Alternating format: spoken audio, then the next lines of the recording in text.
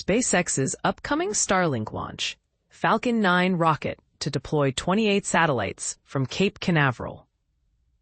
Imagine a world where the night sky is no longer a silent witness to our dreams, but a bustling highway for communication satellites, connecting every corner of the globe. That's the reality SpaceX is building with its Starlink project, and the latest chapter in this bold endeavor is about to unfold. But here's where it gets controversial. SpaceX is gearing up for a late-night launch from the Cape Canaveral Space Force Station, set to propel 28 new Starlink V2 Mini satellites into orbit aboard a Falcon 9 rocket. Scheduled for shortly before midnight on Tuesday, this Starlink 1029 mission aims to bolster the already expansive low Earth orbit mega-constellation that SpaceX has been diligently assembling. The countdown to liftoff is set for 11:37 p.m. EDT, 0337 UTC, from Space Launch Complex 40. Spaceflight Now will offer live coverage starting an hour before the launch, so you won't miss a beat. For those curious about the weather's role in this high-stakes event, the forecast is almost perfect, with a 90% chance of favorable conditions, though cumulus clouds may play a minor spoiler. The Falcon 9 rocket that will carry these satellites into space has seen its fair share of action.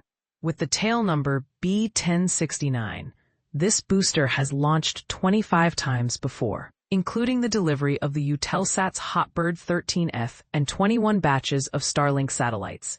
After the launch, B1069 will attempt a 130th landing on the drone ship. Just read the instructions, a feat that, if successful, will add another chapter to SpaceX's growing legacy of reusable rocket technology. As we marvel at these technological advancements, it's worth asking, are we ready for the implications of a sky filled with satellites? And this is the part most people miss. What happens when space becomes the next frontier for global competition? Let's start a conversation in the comments below. SpaceX launches 24 Starlink satellites to enhance polar internet coverage. SpaceX takes a bold step to enhance internet access in polar regions. In a significant move to improve internet connectivity in remote areas, SpaceX successfully launched 24 Starlink satellites into low Earth orbit on Saturday night. This mission, which took place at 9:31 p.m. PDT from the Vandenberg Space Force Base located near Lompoc, California, is part of the Starlink 17-2 initiative, aimed at deploying these satellites into a polar orbit. This strategic positioning is expected to greatly enhance internet service in polar regions, where connectivity has historically been a challenge. The Falcon 9 rocket, designated with the tail number B1075, marked its 19th journey into space with this launch, which included 16 previous missions dedicated to Starlink. Approximately 8.5 minutes post-launch, the rocket successfully landed on the drone ship named "Of Course I Still Love You" in the Pacific Ocean. This landing was notable as it represented the 142nd successful landing for this particular vessel and the 481st booster landing overall for SpaceX. As of now, there are over 8,000 Starlink satellites orbiting the Earth, according to astronomer Jonathan McDowell. However, it's worth noting that just a few days prior to this launch, Starlink users experienced a rare and complete network outage that began around 4 p.m. Fortunately, SpaceX was able to restore most services within 2.5 hours, and full service was resumed about an hour and a half later.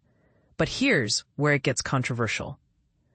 While the expansion of satellite internet access is generally seen as a positive development, some critics argue that the proliferation of satellites could lead to increased space debris and potential collisions in orbit.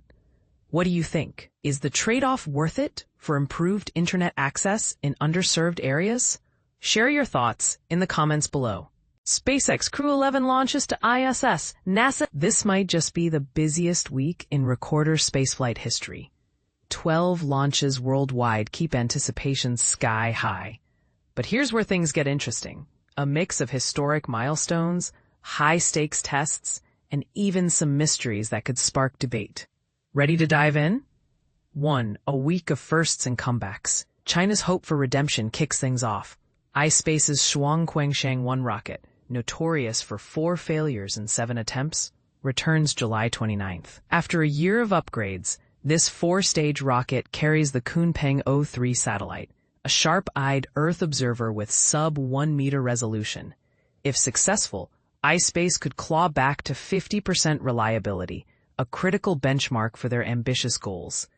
Meanwhile, down under, Australia prepares for its orbital debut. Gilmour Space's Eris rocket, delayed by fickle weather, finally targets July 29th, 2130 UTC. This mission isn't just about tech, it's a national pride marker. Note the rocket's bold Australian-made emblem. It's successful. Spaceflight 1 becomes the first domestically built rocket to reach orbit from Aussie soil, challenging offshore dominance. 2. SpaceX and Starlink. Rinse and repeat, but watch the reusable magic. No shortage of Falcon 9 action. 3 Starlink missions dominate the schedule.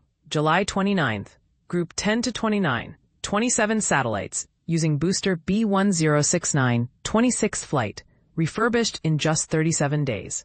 July 30th, Group 13-4 from California, marking the 500th Falcon recovery attempt. August 2nd, Group 17-4, joining the growing SSO fleet. But wait, the real headline here? Crew 11.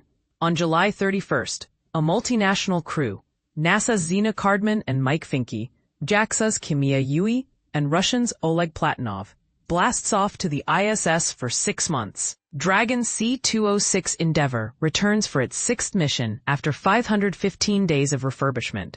How many rockets can you name with that many flights? 3. Science, Satellites, and Spies. The week's most controversial mission. Rocket Lab's haste delights the U.S. government with a suborbital mystery payload. Launched July 30th from Virginia, this hypersonic testbed skips orbit but may hint at air-breathing tech for precision strikes. Ammo for a debate. Should private companies handle militarized space tech? Share your thoughts below. Not all aims are covert. NASA and ISRO team up for NISAR, their synthetic aperture radar satellite.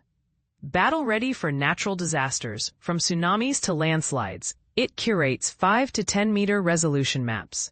With separate contributions, NASA's L-band, ISRO's S-band, this $1.5 billion collaboration proves globalization in space science. 4. China's constellation juggernaut. Why are 2 Guowang satellite launches in 1 week? China's answer to Starlink grows aggressively, aiming for 13,000 satellites. While Starlink serves the globe, Guowang focuses on domestic broadband, bypassing foreign tech. The rapid pace suggests China's push for self-reliance in space-based internet. 5. The final frontier, treacherous or expanding horizons. By August 4th, the launch fatigue sets in, or does it? SpaceX adds 2 more Starlink batches, Group 10 to 30 with 28 satellites, and a streamed SF mission from CCSFS. But don't yawn. The real drama lies in contested skies. Imagine this week as a snapshot in history books. Which mission defines progress to you? The reusable rockets chomping records? The firsts reigniting national pride? Or the battles for orbital dominance? Share below. We'd love your take.